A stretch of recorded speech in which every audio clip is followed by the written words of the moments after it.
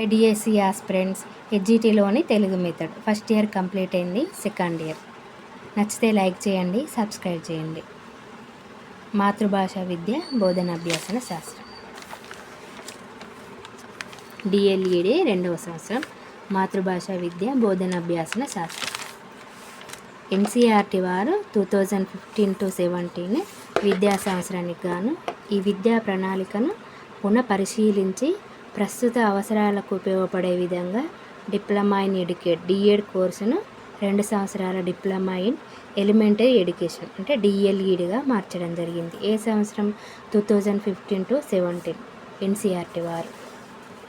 భాష మానవునికి స్నానాలు, లేపనాలు, ఆభరణాలు ఇవి అలంకరించే సాధనాలు కావు. వాక్కు ఒక్కటే మనిషికి భూషణం అంటే మాట ఒక్కటే అతనికి ఆభరణం లాంటిది అన్నట్టు.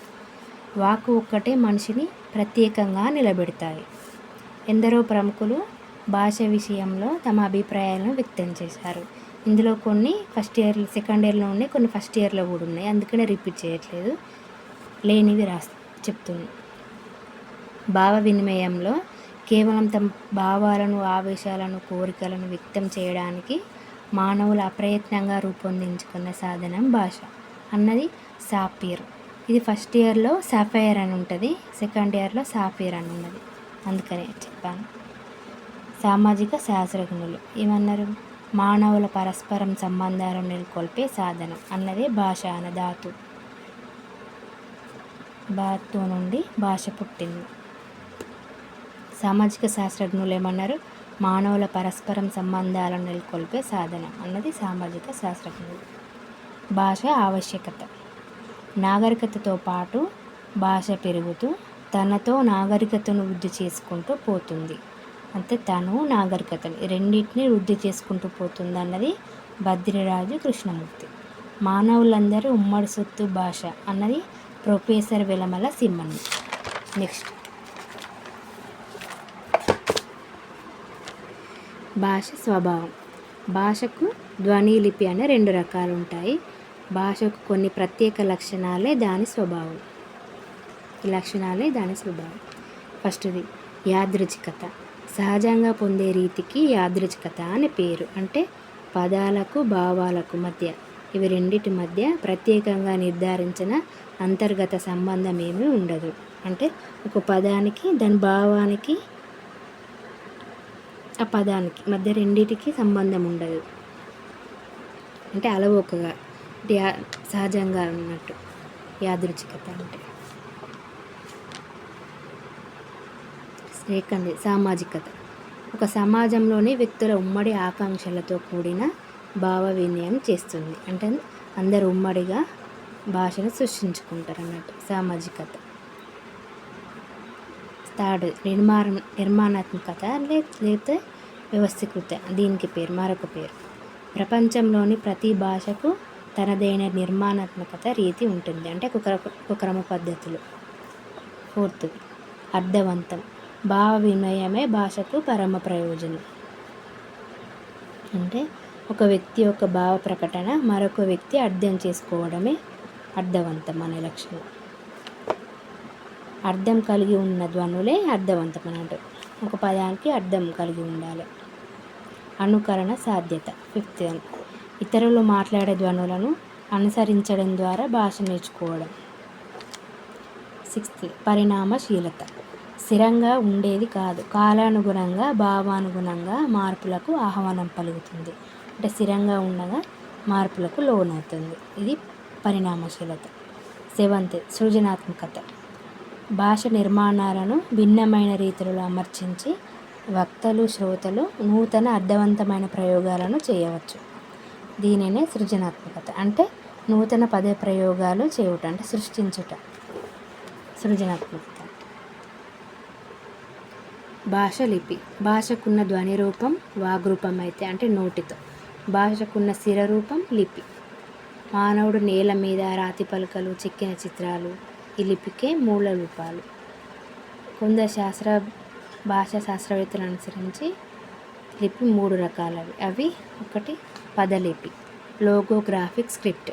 పదలిపి అంటే ఒక గుర్తు ఒక పదాన్ని అంతటిని సూచిస్తుంది. అంటే ఒక పదం రాయకుండా పదాన్ని మొత్తాన్ని ఒక గుర్తే ఒక పదాన్ని అంతటిని సూచిస్తుంది అన్నట్టు.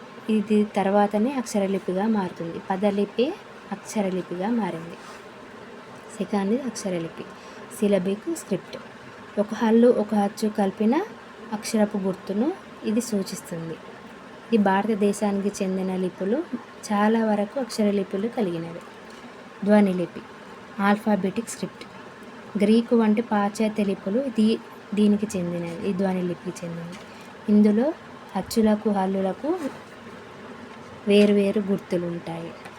ఈ అక్షరలిపిలో ఒక హల్లు ఒక అచ్చు కలిపిన అక్షరపు గుర్తులు ఉంటాయి. ధ్వనిలిపిలో అచ్చులకు హల్లులకు వేర్వేరు గుర్తులు ఉంటాయి. ఈ భారతీయ లిపులకు ఈ లక్షణం ఉంటుంది. అంటే మనకు అచ్చులకు హల్లులకు వేర్వేరు గుర్తులు ఉంటాయి కదా, అందుకని భారతీయ లిపులకు ఈ లక్షణం ఉంటుంది. రాయడం చదవడంలో రెండిట్లో సౌలభ్యానికి ధ్వనిలిపి అనేది అత్యున్నతమైనది. భాష ప్రయోజనాలు. మానవుడు సంఘజీవి అని చెప్పడానికి ఆధారమే భాష. ఇవి స్థూలంగా 2 రకాలు: వ్యక్తిగత ప్రయోజనాలు, సామాజిక ప్రయోజనాలు. అందులో ఫస్ట్ది వ్యక్తిగత ప్రయోజనాలు. వ్యక్తి భౌతిక మానసిక మేధో సంబంధమైన అంశాలలో విషయ సేకరణ, ఈ భౌతిక మానసిక మేధో సంబంధ విషయాలు విషయ సేకరణ చేస్తాడు. జ్ఞప్తి వివేచన మొదలైన ఈ అంశాలకు సంబంధించిన లాభాలు ఉంటాయి. వ్యక్తి కుటుంబంలో తనను తాను నిలుపుకునే సామర్థ్యాన్ని భాష కల్పిస్తుంది. నెక్స్ట్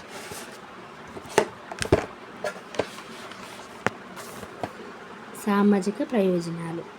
ప్రసార మాధ్యమాల సహాయంతో వార్తలను విషయాలను ప్రజలందరికీ ఏదో ఒక భాష ద్వారానే అందుతాయి. అంటే సామాజిక ప్రయోజనం ఈ వార్తలు.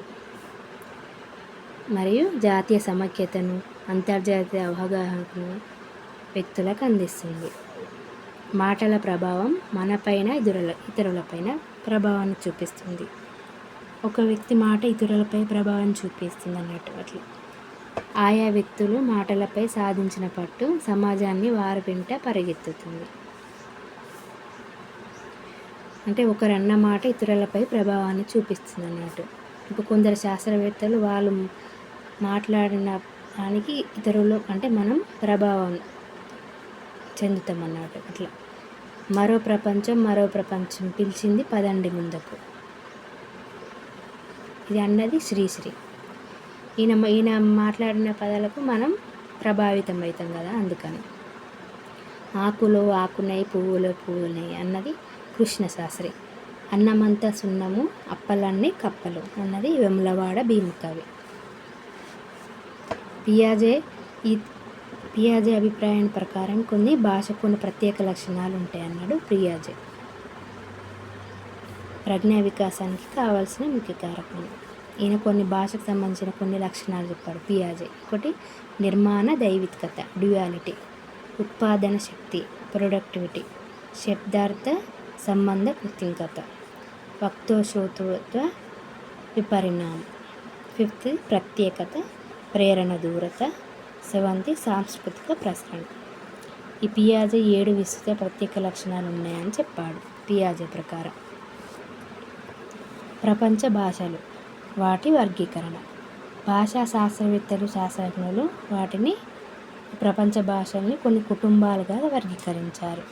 5 కుటుంబాలుగా. 1 ఇండో యూరోపియన్ కుటుంబం, సెమిటిక్ హమెటిక్ కుటుంబం, ఫిన్నో ఉగ్రియన్ కుటుంబం, చీనో టిబెటియన్ కుటుంబం, ద్రావిడ భాష కుటుంబం. ఇందులో ఫస్ట్ది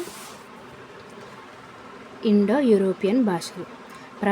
ప్రపంచ భాషగా ఎదిగిన ఆంగ్ల భాష ఈ కుటుంబానికి చెందింది. అంటే ఇంగ్లీష్ భాష ఇండో యూరోపియన్ భాషకు చెందింది.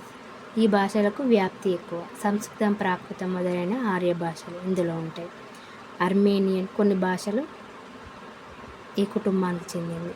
Armenian, Albanian, Slavonic, Celtic, Germanic, Greek, రోము భాషలు.